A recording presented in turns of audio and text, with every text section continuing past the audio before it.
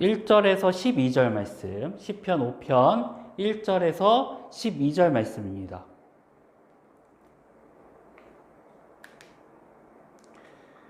네, 제가 읽어드릴게요.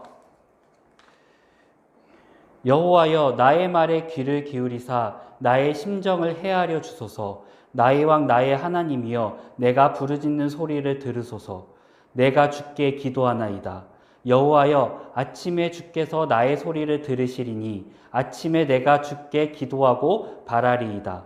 주는 죄악을 기뻐하는 신이 아니시니 악이 주와 함께 머물지 못하며 오만한 자들이 주의 목전에 서지 못하리이다. 주는 모든 행악자를 미워하시며 거짓말하는 자들을 멸망시키시리이다.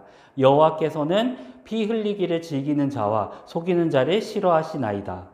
오직 나는 주의 풍성한 사랑을 힘입어 주의 집에 들어가 주를 경외함으로 성전을 향하여 예배하리이다. 여호와여, 나의 원수들로 말미암아 주의 공의로 나를 인도하시고 주의 길을 내 목전에 곱게 하소서. 그들의 입에 신비함이 없고 그들의 심중이 심히 악하며 그들의 목구멍은 열린 무덤 같고 그들의 혀로는 아첨하나이다.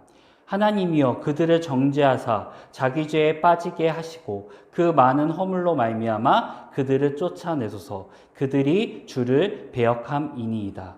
그러나 주께 피하는 모든 사람은 다 기뻐하며 주의 보호로 말미암아 영원히 기뻐 외치고 주의 이름을 사랑하는 자들은 주를 즐거워하리이다. 여호와여, 주는 의인에게 복을 주시고 방패와 같은 은혜로 그를 호위하시리이다. 아멘. 네, 오늘의 설교 제목은 우리의 예배입니다. 네, 할렐루야. 네, 사랑하고 축복합니다. 네, 오늘 이곳에 계신 여러분들에게 말씀을 통해 하나님께서 부어주시는 회복과 은혜가 있기를 간절히 소망합니다. 제가 기도하고 시작하겠습니다. 하나님 아버지, 이 시간 주님의 은혜만을 구합니다. 저희 사시청청 친구들과 함께 처음으로 온라인 예배를 드립니다. 이 실시간 비대면 예배를 통해서 우리가 마주 볼 때나 마주 보지 않을 때나 동일한 은혜가 넘쳐날 수 있도록 아버지께서 인도하여 주시옵소서. 주님의 은혜만 구하는 이 시간이 될 수 있도록 아버지께서 역사하여 주시옵소서. 모든 것 맡깁니다. 예수 그리스도의 이름으로 기도드립니다. 아멘. 네, 저번 주였나요? 네, 한 뉴스를 통해서 알게 된 사실인데요. 한 교회의 큰 대문에 자필로 목회하시는 그 목사님이 자신의 글씨를 쓰신 것 같아요. 예, 그 교회 대문짝에 쓴 글이 화제였습니다. 예, 신문에도 여러 건 나는데 어떤 글인지 제가 읽어드릴게요. 예배드리면 죽인다고 칼이 들어올 때 목숨 걸고 예배드리는 것이 신앙입니다. 그러나 예배 모임이 칼이 되어 이웃의 목숨을 위태롭게 하면 모이지 않는 것이 신앙입니다. 그 다음에 거기에 이제 모든 모임 잠정 연기, 가정 예배 전환이라는 글귀가 있었습니다. 예배드리면 죽인다고 칼이 들어올 때 목숨 걸고 예배드리는 것이 신앙입니다 라고 말한 부분은 사실 지금 이 시점에서 또 이기적인 그리스도인의 실태네 라고 많은 어떤 이제 비기독교인들이 그렇게 이제 생각을 하고 그렇게 했다고 해요. 근데 갑자기 반전이 이루어지죠. 그러나 예배 모임이 칼이 되어 이웃의 목숨을 위태롭게 하면 모이지 않는 것이 신앙입니다 라는 부분에서 많은 기독교인들과 많은 사람들이 찬사를 보냈다고 합니다. 이게 바로 기독교라면서요. 참 신기한 게 비그리스도인들은 교회를 다니지 않고 예수 그리스도를 잘 모르는 것 같은데 교회가 이래야 된다, 교회는 이래야 되지 않을까라는 것들을 가지고 있는 것 같아요. 그래서 교회가 이래야 된다라는 어떤 생각 갖고 있는 거죠. 거기서 제가 되게 인상 깊게 봤던 댓글 중에 이런 게 있었어요. 예수의 뜻을 돈은 버는 자와 예수의 뜻을 가지고 마음을 버는 자의 차이다 라는 댓글이었어요. 되게 인상이 많이 깊더라고요. 또 한 번씩 이렇게 생각하게 되는 거죠. 자, 이 말이 제가 누구 말인지 모르겠는데 우리의 신앙에 대해서도 다시금 점검해 볼 수 있는 말이라고 생각이 듭니다. 최근 대면 예배를 드릴 수 없다는 정부의 사항에 많은 교회들이 반발하고 뉴스에 보도된 적이 있었습니다. 이런 보도를 통해 교회를 다니지 않거나 비난하는 사람들은 좋은 먹잇감을 발견했다는 듯이 교회와 그리스도인들을 조롱하기 시작하죠. 참으로 안타까운 현실입니다. 저 역시 그리스도인으로서 다른 사람에게 분노의 대상이겠죠. 저는 이 시국에 당연히 대면 예배를 드리는 것이 어렵고 절대적으로 안 된다고 생각하지만 내 생각이 그들에게 그렇게 중요한 것이 아니죠. 내가 그리스도인이라는 것이 중요합니다. 그렇다고 제가 나는 이런 생각을 가지고 있어서 그들의 그 대면 예배를 드려야 되는 그 사람들의 생각에 동의하지 못하기 때문에 억울해 라는 것은 아닙니다. 저 역시 그들과 같은 교회에 못된 사람으로서 다만 이 시국과 이 사태에 대해서 죄송한 마음일 뿐인 거죠. 그렇다면 이렇게 생각해 볼 수 있습니다. 도대체 예배가 무엇이길래, 그리고 왜 만나서 드리는 예배에 그리스도인들이 이토록 목숨을 걸 것인가에 대한 것, 궁금함보다 지금의 이 시국을 무시하고 자기의 신앙만을 고집하는 그리스도 행태에 많은 분노를 표출하고 있는 것이 있는데, 우리는 과연 이 예배를 어떻게 정의 내릴 수 있을 것인가라는 좀 질문을 하게 되는 것이죠. 한편으로는 대면 예배를 포기 못하는 다른 편이라고 조금 하긴 그렇지만은 다른 의견을 제시하는 그리스도인들도 이해가 됩니다. 왜냐하면 비대면 예배로 전환한다고 했을 때 저 역시 한숨이 절로 나오기 때문이죠. 교회 모임을 못하게 되고, 저희 교회에서 있었던 정규의 성경학교 및 청소년 청년 연합 수련회 역시 줄줄이 취소가 되었습니다. 이렇게 왜 중요한 기로마다 이러한 일이 순식간에 터지는지 참으로 유감이고 안타까울 뿐이죠. 그래서 오늘은 예배에 대한 설교를 준비했습니다. 우리 청년들에게 이 예배 기본 개념을 알려주는 게 좋을 것 같아서 이번 주는 예배가 무엇인가에 대해서 설교하고 다음 주 역시 예배에 대해서 말하고자 합니다. 그래서 키워드 설교인 거죠. 예배에 대해서 오늘과 다음 주에 예배에 대해서 설교하고자 합니다. 그래서 앞으로 저의 설교 방향은 그리스도인들에게 있어서 핵심적인, 그러니까 기본적인 단어들을 가지고 찬찬히 풀어서 나누고자 합니다. 그리스도인에게 있어서 하나님께 드리는 예배는 무엇을 의미하는가, 예배는 무엇인가에 대해 제가 이 개념의 주제를 오늘 완벽하게 이 설교에 담아낼 수 있을지는 모르겠지만 오늘의 이 설교를 통해서 여러분들이 설교에서 받은 은혜 그 이상을 넘어서 한 주 동안 나에게 있어서 하나님께 드리는 예배가 무엇인가, 예배란 과연 무엇인가, 예배의 개념은 무엇인가를 깊이 묵상하는 한 주가 되었으면 좋겠습니다. 오늘은 시편 말씀을 같이 보면서 은혜를 나누고자 합니다.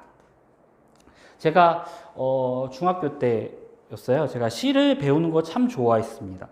그 이유는 그 함축적인 표현들이 무엇을 의미하고 그 행과 열에 맞춰서 되게 짜임새가 있죠, 시가. 그 짜여진 시 같은 것이 형식에서 뿜어지는 이제 자유로움들이 있는 거예요.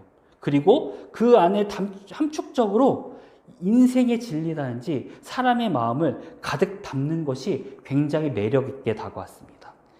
그래서 어릴 적에는 시인이 되어 볼까 하는 생각도 했던 적이 있습니다. 그런데 반대로 저는 시편을 설교하는 것은 굉장히 꺼리입니다. 왜냐하면 많은 시간을 할애해서 연구해야 되기 때문이죠. 이 시를 지은 지은이의 상황이라든지 이 시의 형식이라든지 어떤 구조와 어떤 내용을 함축적으로 담고 있는지를 알아내기가 여간 쉽지가 않습니다. 하지만 그럼에도 시편은 그만큼의 연구하고 설교를 담아낼 수 있는 메시지를 강렬하게 담고 있다고 생각합니다. 시편을 해석하는 방법은 여러 가지가 있지만 오늘은 두 가지 전제를 유념해서 살펴보고자 합니다. 하나는 지은이의 상황에서 지은이가 어떤 감정을 가지고 이 시를 지고 있는가. 또 하나는 이 시에서 과연 지은이가 하고자 하는 이 감정에서 하고자 하는 이 핵심 메시지는 어떻게 되는가라는 것을 유념 있게 살펴보고자 합니다. 네, 잘 따라오고 있죠? 네, 오늘 시편 5편을 찬찬히 살펴보겠습니다. 네, 제가 1절 말씀 읽어드릴게요. 여호와여 나의 말에 귀를 기울이사 나의 심정을 헤아려 주소서. 이것을 조금 현대식으로 좀 풀어볼게요. 주님, 나 지금 급해요. 내 말 좀 들어보세요. 나 지금 내 마음이 이런 이야기를 주님께 하지 않으면 안 될 것 같아요. 라고 다급하게 주님을 찾는 상황인 것입니다. 시편 5편을 다른 시편들과 비교해봐도 약간은 두서없는 모습으로, 두서없는 표현으로 시작을 하는 것이죠. 굉장히 다급해 보입니다. 제가 예전에 터키로 여행을 간 적이 있어요. 예, 저는 어딜 가도 참 먹는 것을 그렇게 가리는 스타일은 아닙니다. 예, 딱 봐도 알겠죠? 예, 그때는 양고기를 먹고 갑자기 처음 먹어보는 음식이라서 그런지 탈이 났습니다. 그래서 불이닿게 같이 가던 동료들을 뒤로 한 채 화장실을 급히 찾았죠. 예, 예, 터키는 여러분들이 이제 외국 나가면은 잘 알겠지만은 터키도 그래요. 예, 터키도 화장실이 우리나라와 달리 유료예요. 예, 근데 제가 막 진짜 막 너무 급해서 막 달려서 화장실에 도착했는데 아프사 주머니에 돈이 없는 것이죠. 예, 동료들이 따라오니까 볼일을 해결 후에 돈을 지불하겠다는 말을 해야 되는데 저는 영어가 짧았고 그분은 터키어밖에 할 줄 몰랐습니다. 제가 플리즈밖에 떠오르는 게 없어서 계속 그 말만 이제 반복하면서 사정을 하고 있었어요. 몸을 꼬고 굉장히 당황한 표정을 하고 있었던 것이죠. 주인이 그 표정을 보고 그리고 그 나의 행동을 보고서 나를 들여보내줬습니다. 할렐루야. 그리고 나서 일을 치른 후에 다른 일행에게 돈을 빌려서 그 위기를 모면한 적이 있습니다. 제가 보통은 절대로 누군가에게 절박한 표정을 짓거나 뭐 이런 거를 들어보내달라고 사정하는 사람이 아닙니다. 굉장히 절차에 따라서 돈을 내고 정정당당하게 일을 치는 것을 선호하는 사람이에요. 정말 긴급한 상황이 되면은 또 다른 내가 나와서 그 상황을 모면하고자 하죠. 그때 저도 제가 낫습니다. 그래서 두서없이 무언가를 해도 절박한 표정과 상황만 봐도 이것이 다 통할 수 있구나. 표정만 봐도 이 대화가 통하지 않더라도 다 통할 수 있구나라고 그때 생각을 했습니다. 우리가 이 시편 저자의 상황은 다 헤아리지 못하더라도 우리는 생생하게 이 1절의 상황을 받아들일 수 있을 것입니다. 이런 감정과 상황들은 누구에게나 공감할 수 있는 부분이라고 생각이 듭니다. 이 시편의 저자로 알려진 다윗은 긴급한 상황이라는 것을 알 수 있습니다. 저자는 긴급한 상황인지는 어떠한 긴급한 상황인지 잘 모르겠어요. 근데 성경을 연구하는 대다수의 학자들은 다윗이 자신의 아들 압살롬으로부터 배신당하고 자신의 궁에서 쫓겨나 도망간 둘째 날의 시점으로 보고 있습니다. 즉 아들에 대한 배신감과 언제 죽을지 모르는 두려움 등등의 복합적인 우울의 감정을 사로잡혀 있는 굉장히 싱싱한 우울의 감정이 있는 상태겠죠. 그 가운데서 절박한 상태라고 하면은 다시금 쫓아오는 압살롬 대한 무리에 대한 두려움과 원망, 분노의 감정을 제대로 잘 느끼고 생생하게 전달될 수 있는 상황이죠. 3절을 볼까요? 여호와여 아침에 주께서 나의 소리를 들으시니 아침에 내가 주께 기도하고 바라리이다. 겨우 빠져나와서 겨우 탈출해서 한숨을 돌릴 때쯤 잠도 샜는지 잠이 제대로 오겠어요? 모르는 그 아침을 맞이하게 된 거죠. 그 아침에 하나님 앞에 기도하게 됩니다. 그러니 처음을 고백하는 것이 우리가 이해를 하여야 됩니다. 아침부터 그에게 절박한 바람이 있다면 이 하루를 무사히 지나게 해달라는 것이겠죠. 여러분도 아침에 일어나면 그 생각하지 않습니까? 쌓여가는 과제와 불안한 교우관계, 그리고 그 교우관계에서 오는 경쟁, 그리고 미래에 대한 불안, 그리고 언제 어떻게 터질지 모르는 사건과 사고 앞에서 오늘을 외면하고 버리고 싶은 생각이 든 적이 있을 것 같아요. 그런 절실한 가운데 있는 것이겠죠. 그리고 이 아침은 굉장히 시적인 표현이에요. 이중적인 표현이라고 할 수 있는데요. 단순히 아침일 수도 있겠지만 시제상 이 아침은 우선적이라는 표현일 수도 있습니다. 사랑 노래나 표현들을, 그러니까 사랑 노래 이런 거 가사를 살펴보면 이런 표현들도 있어요. 아침 햇살을 너와 함께 맞고 싶어 라는 표현을 쓰잖아요. 예, 이것이 너와 단순히 이 아침 햇살을 맞이하고 싶어 라는 뜻이면은 제가 감히 얘기하건데 굉장히 현실과 동떨어진 이야기임을 알아야 됩니다. 저의 이야기를 살짝 할게요. 제 아내와 저는 같이 아침 햇살을 동시에 같이 맞아본 경우가 굉장히 드뭅니다. 왜냐하면 둘이 패턴이 달라요. 한 명은 아침잠이 없고 한 명은 아침잠이 많습니다. 그리고 요즘에 더욱 이제 아이를 키우면서 애들을 보느라고 아침 햇살이 있는지 없는지, 날이 밝은지 안 밝은지도 잘 가늠이 안 될 때가 있어요. 어느 순간 아침이 되는 거죠. 그래서 우리가 이런 표현을 쓴다는 것은 이 하루에서 우선적으로 너와 시작하고 싶어 라는 뜻이 내포되어 있다라는 어떤 시적인 표현인 것이겠죠. 그래서 낭만적인 표현하고 현실적인 표현은 조금 다릅니다. 그러니까 이 아침은 지금 이 상황에서 누구보다 우선적으로 하나님을 구해야 된다라는 어떤 시간의 표현이겠죠. 이런 긴급하고 절박하고 욕밖에 안 나오는 이 상황에서 무엇보다 우선적으로 하나님께 기도로서 나아가는 저자를 볼 수 있는 것입니다. 다윗의 환경과 처지는 처참합니다. 그의 일대기를 살펴봐도 그렇지만 이스라엘의 왕이라고 하기에도 궁을 떠나 도망 다닐 시간이 더 많아 보입니다. 다윗은 성경에서는 완벽에 가까울 정도로 하나님과 가까운 사람일지는 모르겠으나 상황적으로나 어떤 그의 성경에 있는 표현으로 보나 그는 형통하지 못했던 시간들이 더 많았을 수도 있겠다는 생각도 듭니다. 어쩌면 우리의 일생도 이보다 더하면 더했지 이것보다 덜하다고는 생각하지 않습니다. 하지만 다윗은 환경에 자신의 감정을 매몰시키지 않습니다. 환경에서 자신을 포기하지 않습니다. 그는 우선적으로 하나님을 찾는 것이죠. 하나님만 구합니다. 그는 그 현실을 넘어서서 지금도 나를 선한 길로 마침내 인도하시는 하나님을 바라보는 것이죠. 그는 우여곡절적인 자신의 인생에서 이와 같이 하나님을 의지하게 된 이유가, 그 핵심이 무엇일까? 우리는 바라보아야 됩니다. 그것을 저는 8절 말씀에서 찾고자 합니다. 다 같이 읽어보겠습니다. 오직 나는 주의 풍성한 사랑을 힘입어 주의 집에 들어가 주를 경외함으로 성전을 향하여 예배하리이다. 하나님을 구하는 이 절정의 기도는 결국 예배로 향하게 됩니다. 그에게 있어 하나님께 드리는 예배는 이 상황을 다르게 보는 눈을 가지게 하는 것이죠. 제가 존경하는 목사님 중에 이재철 목사님이 계십니다. 그 이재철 목사님께서 하신 설교 제가 간혹 듣는데요. 저에게 아직도 기억에 내리에 남는 문구가 있습니다. 제가 읽어드릴게요. 잘 들어보세요. 한 2번 읽겠습니다.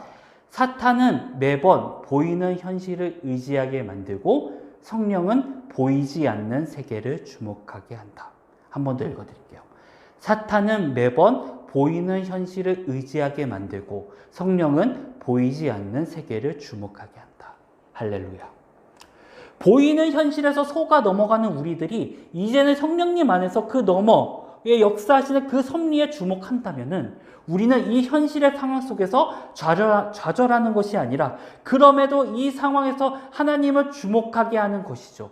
즉 우리의 예배는 땅을 바라보는 것이 아니라 하늘을 소망하게 되게 하는 것이죠. 이 예배를 드리는 현장이 우리가 하나님을 주목하는 동시에 하나님도 우리를 주목함을 느끼게 되는 순간인 것입니다. 그래서 우리는 이 예배를 우선적으로 생각해야 되는 것입니다. 그러니까 그리스도인에게 예배는 선택사항이 아니라 의무인 것이죠.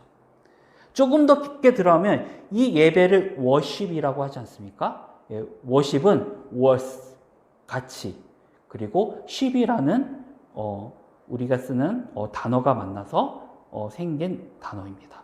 이것은 우리가 가장 가치 있다라고 생각하는 것을 내어놓고 내 안에 가장 우선시하는 것을 하나님으로 두겠다는 믿음의 행위인 것이죠. 할렐루야.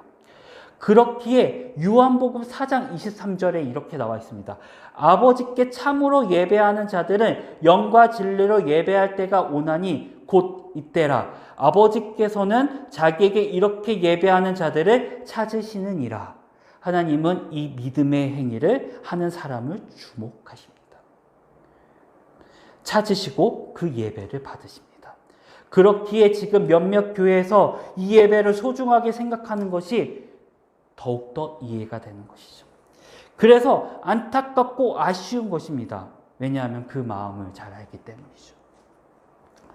하지만 우리의 예배는 철저히 하늘의 법에 따라서 움직여야 됩니다. 야고보서 2장 8절 말씀입니다.